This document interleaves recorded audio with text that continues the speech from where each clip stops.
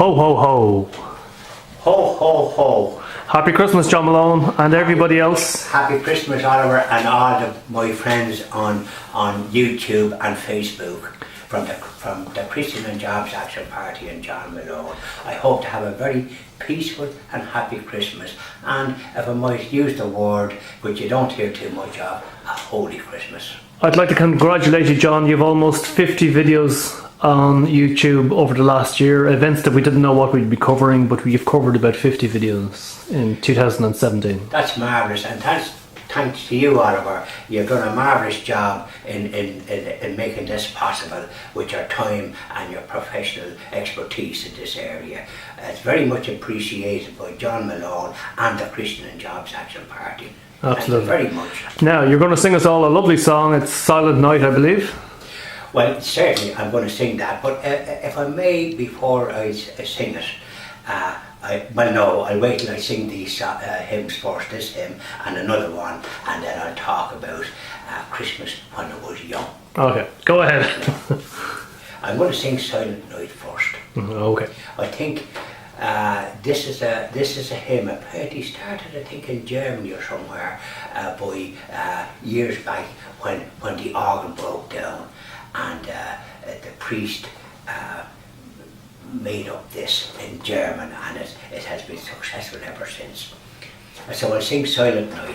Absolutely, go ahead there. Silent night, holy night, all is calm, all is bright, round yon Virgin Mother and Child, holy infant so tender and mild, sleep in heavenly sleep, sleep in heavenly sleep.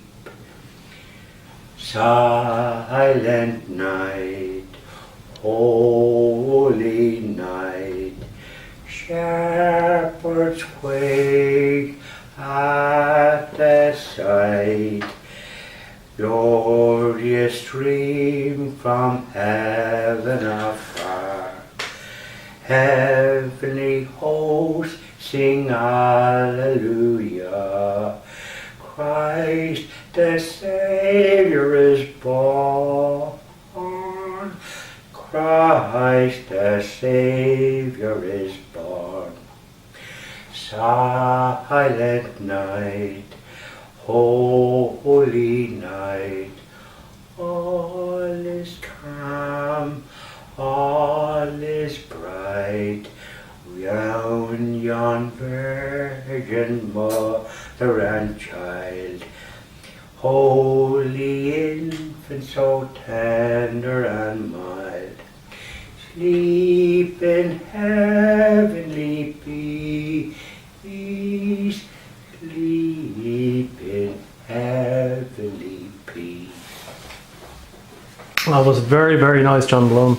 Well, and now, it's a lovely Christmas hymn, and nothing nicer than a choir singing that on Christmas Day.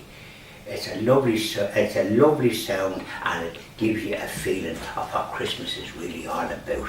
absolutely. And now you're going to sing us another hymn. Well, I'm going to sing a kind of a ditty, a song, not a song, about Christmas, the 12 days of Christmas, and it was done by Frank Kelly, the late Frank Kelly. He was a marvellous actor and comedian, and he was a barrister by profession, but he never practiced his degree. He went into the acting business. Okay. And I think he was employed most of the time because it's a precarious profession. I don't think I'd like to be an actor and be on the stage, or be whatever it is, because you don't know when you're going to be idle, and the phrase they use is resting. Well, you're on the stage now, John. Well, right, so You better get on with it. big payment from you know. Anyway, this is the 12 days of Christmas, and I'm going to do a bit of an effort of what Frank Kelly did, and I hope I succeed. On the first day of Christmas, my true love said to me, a partridge in a pear tree. Nuala, thank you very much for your kind thought of the partridge in a pear tree. And though it is causing droppings about the place, but thank you very much, Nuala. On the second day of Christmas, my true love said to me, 2 turtle doves and a partridge in a pear tree. Thank you, Nuala, for sending me, this is Governor of Lunacy. Thank you for sending me the 2 turtle doves and the partridge. Now, they're causing a bit of a commotion, and the mother is getting slightly disturbed about it. She's taking a whiskey at the minute with the droppings and the turtle doves, because they're not too keen on the partridge and the pear tree. But thank you very much for your thought, and I hope that you have a nice Christmas, Nuala, from Governor. On the third day of Christmas, my true love sent to me 3 French hens, 2 turtle doves and a partridge in a pear tree. Governor, thank you, Nuala, for sending the 3 French hens and the 2 turtles and the partridge in a pear tree. Now, look, they're not getting on too well, and the mother is getting kind of disturbed now. She's drinking half a bottle of whiskey a day to calm her nerves because of the droppings and the trouble that these ones is causing. On the third day of Christmas, my true love said to me, 3 French hens, 2. No, I said that. On the fourth day of Christmas, my true love said to me, 5 golden rings, 4 calling birds, 3 French hens, and a partridge in a pear tree. Nuala, you better stop doing this now. You're overstepping the mark. The mother now is drinking a bottle of whiskey a day, and she's on Valium as well. She can't cope with all these birds droppings and fighting, and they're fighting, and the sitting room is destroyed with them, and some of them is up in the bathroom, and we can't go into the bathroom. So don't send any more, Nuala, if you don't mind. On the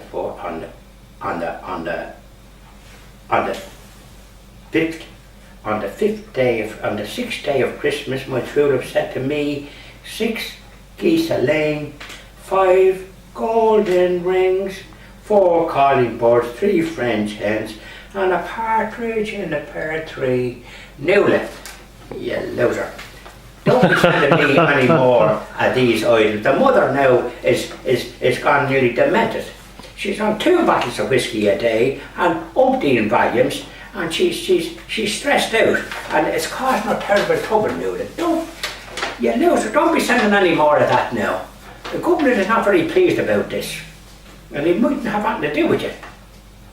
On the 7th day of Christmas, my true love said to me, 7 swans a swimming, 6 geese a laying, 5 calling birds, 4 calling, 5 golden rings, 4 calling birds, 3 French hens, and a partridge in a pear tree. Nuala, you're a terrible Jezebel. I'm not going to have anything to do with you now, Nuala. You can head off about your business. Governor is very annoyed, and the mother now is nearly getting demented, and she might be going into a home for the bewildered. So stop that now anymore. Stop that chronology. So I'll hop over to the 11th day of Christmas. My true love said to me, 11 pipers piping, 11 pipers piping, 8 maids a milking, 8 maids a milking, 8 maids a milking, 7 swans a swimming, 6 geese a laying, and so on and so forth. Look, the place is destroyed with all these birds singing and laying and all the rest of it. We can't cope anymore with this, Nuala. You can forget about this. And by the way, there's 12 drummers drumming, and they've arrived. And there's 10 lords and leap, but they've arrived, so there's terrible trouble with all these fighting and all the rest of it, and the place is destroyed. You can't get into the garden and get out of it with all these drummers drumming and lords and leaping. That's enough, Lula. That's the end of the story, and we don't want to hear any more about it now. Thank you very much. Very good, John. Now, I kind of was hopping about a bit there because it goes on too long. That's it. Now we'll move on. You're going to talk about Christmas now? Yeah, I'm going to sit down. Yeah, that's right. Yeah. So, John, before we start there, you have I'm sorry. quite a lot of friends when you look at all those cards. The Christmas cards. Correct. All the Christmas cards around you there. Yes. People don't really send cards, the younger crowd anyway. You do this now, is this going or are we Totally live, yeah. Oh, are we live? Yeah. Yes, well now that's only a fraction of them. There's a lot more about the place on the Christmas tree out in the hall, which we have in the hall, so the people coming in, they can have a look at it. Some people put it in the sitting room, but we put it in the hall. Okay. So these are our friends down the years, because when you reach a certain age, you do acquire friends. Some have gone to their maker, but a lot of them are still here, and they do send cards. So these are just a small sample of them. Some are holy ones, some are just ordinary secular type ones, wishing you happy Christmas, Merry Christmas and all the rest of it. But nonetheless, they're very welcome when we do receive them. Absolutely. Now, we're going to talk about Christmas in your childhood. What was it like? Well, Christmas when we were young, when I was young, and when other friends that I would have had when I was young and believed in Santa, and of course I tried to behave like Santa, but I minus the beard, unfortunately. Yeah, you lost the beard. And I'm sorry for the younger people. You know, this is a clean saving Santa. I'm trying to be Santa, but in any event, just when I was young, one time I got from Santa on Christmas morning, I got a pair of skates. I also got, of course, Ludo and Snakes and Ladders. These were games that young people played, and probably a lot of people don't know about them now. But they were great gas, because with the Ludo you hopped something and you did this, that and the other with it, and you got marks depending on the colour of what you put out, and you could win. And the next with Snakes and Ladders, you had something else like that till you threw a dice. Now, the skates. I put on the skates and my legs were everywhere, and I was falling umpteen times. Now when you're young you can fall and you seem to land like a dog on all fours. So I was falling, and I couldn't make head or tail of these skates. So when my father was asking me how to get on with the skates, I said, well, Santa, I didn't ask for skates, and I'm not too keen on them, so I wonder could you, if he's still about, or if you have any influence on him, could you give him the skates back and give me a scooter? I can go on a scooter. Well, he did. He said, I'd see what I could do. He took away the skates, and the next day or thereabouts, he landed with a scooter. And I was very grateful to Santa for the scooter. So young people them times would be up and down the road showing what they got. I had a scooter and I could fly around and I could go very well in the scooter. And especially if I was going downhill, where we were living in Hoth, I was going downhill a good bit. Now, you couldn't do the skate coming up because you were going up a big hill. Right, so I got the scooter. And I'll never forget, I was very grateful for Santa on that occasion that I got this scooter.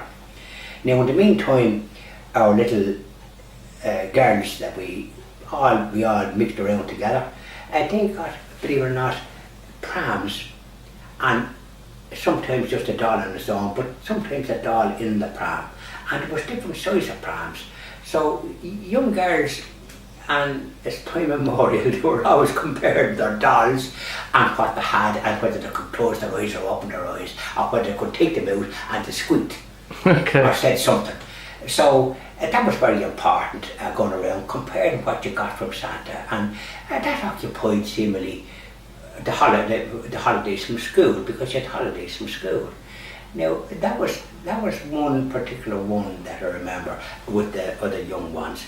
But there would have been ones like that. There was the Ludo and the Snakes and Ladders. Well, then you could, in the evening time when you weren't going on your scooter because it was dark, you were inside and here you were playing Snakes and Ladders, and you had to toss the thing and put out a number, and it went from 1 to 6. So if you got 6, you hopped up the board with the Snakes and Ladders and you could win. Oh, okay. You know, and so that was something we did. Here's another thing that happened them times. There used to be question time on the radio. It was a fellow called Eric Bowden used to do it. Now, funny enough, I was only a kid, but I remember that name because the parents and some of the aunts and uncles, because they always seemed to be about the place, there might be half a dozen of men, and there usually was a half a dozen on question time. Joe Linnane did it then late after Eric Bowden. But so there was 6. There was 3 on one side and 3 on the other. But they used to put the numbers of the ones down on a bit of paper. They all put in what they call a tanner, which was 6pence at the time. You know, it was silver. A tanner. A tanner, yeah, that's what they called it. And so you picked a number. You didn't know what number, so you got a number of one of the contestants. And if that one won, then you got the pot. Oh, very So nice. even as a kid, we were all interested in the question time. And funny enough, that kind of interest in things like that, and interest in, I won't say competition, well, competitions at that time, because they were very straightforward. They weren't as complicated and as peculiar as they are now, with wheels spinning and all the rest of it, or whatever to do. There's a lot of kind of competitions on the TV, but most of them was quite boring in my view, Okay. compared to what we had when we were young. Is there anything else you can remember that's different today? Well, another time, when I was a bit younger than that, we used to get little cars, Okay. and a mechano set, which you could put something together and make something, maybe with a little thing swinging on it, like a crane or something. So you had these things. But the little cars was my pride and joy. And I think I might have mentioned them before, but this was at Christmas, and this is how I remember it. You'd be showing the others your little cars and yapping about it, and you got that one. I have a little lorry as well. What you got? So you were talking about this. But one time they headed off for some reason or other, the ones that I was playing with, outside our door. And when they were gone, nothing to do me but to put their toys into the house. I think I had to for a couple of days because I wouldn't come out. I was taking these toys, these little cars, and trying to. So we had a great time. And another time, I got a little railway set with little trains that could go on the railway. That was another great opportunity. You spend weeks and maybe months with these trains and showing the other ones what they could do. Now, the one that had one that was actually mechanical, that could actually move, some of the ones I had, you had to bring them yourself. Okay. But one of the best prizes I ever got, and which I still remember, and funny enough, when I was young, I thought if I went to heaven, I'd love to have a little car that you did your feet like this, and I got one of them. I got one of them one Christmas. Well, that was the pride and joy. I think I probably had it for a year and still was talking about what Santa brought, the little car. I loved going around with that and kind of, there was no harm, there was a little thing that I could squeak at the side. Okay. So that's my memories of Christmas and how important they were. That's all we wanted, and we did very well to get these little toys. John Malone, that was a lovely story. You clearly love Christmas, I certainly did. and you still do. Oh, well, I do, without a doubt. And I'm still in my second childhood now. Just as bad as I was when I was young. Very good. So, it's every time wonder what Santa's going to bring me. But he does bring an odd few things now, and thanks for the goodness. One of the things now I like about Christmas is that I'm another year here, and the head is all right.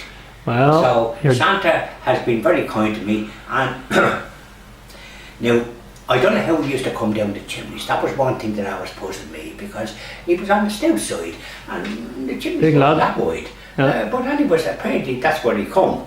And but I actually used to wonder, how did he ever get stuck and couldn't get out? But remember, these were little thoughts that you had when you were young, and said to yourself, well, I hope he's able to get down the chimney and in and out. very good, John Malone. Thank you. I wish you a Merry Christmas. And likewise too, a very happy, a Merry Christmas, Happy Christmas, and a Holy Christmas. And may, what's this?